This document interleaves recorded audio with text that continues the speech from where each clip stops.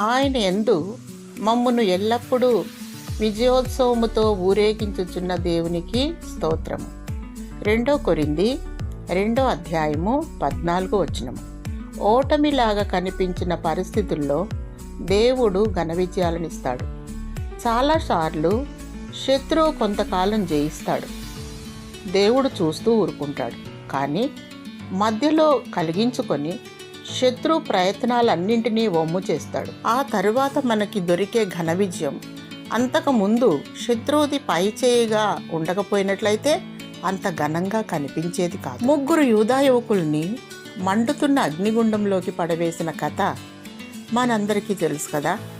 ఇక్కడ శత్రువు గెలిచినట్టే ముందు అనిపించింది.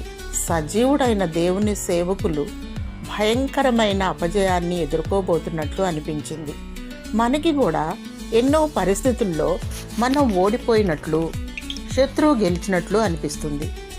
ఆ యూదులను మంటల్లోకి విసిరేసిన పగవాళ్ళు ఆనందంగా తొంగి చూస్తున్నారు, ఆ యువకులు అగ్నికి ఆహుతైపోతారని.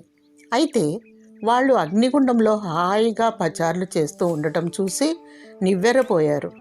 నెబుకద్నెజరు వాళ్లను అగ్ని నుండి బయటకు రమ్మని పిలిచాడు. వాళ్ళ తల వెంట్రుకల్లో ఒక్కటైనా కాలలేదు, వాళ్ళ బట్టలకి అగ్నివాసనైనా తగలలేదు. ఎందుకంటే ఈ విధమైన ఆశ్చర్యకరమైన రక్షణనిచ్చే దేవుడు మరెవరూనూ లేరు. అపజయంగా అనిపించినట్లున్నది ఘనంగా మారిపోతుంది. ప్రియబిడ్డ, అపజయంలో ఉన్నాను అనుకుంటున్నావా?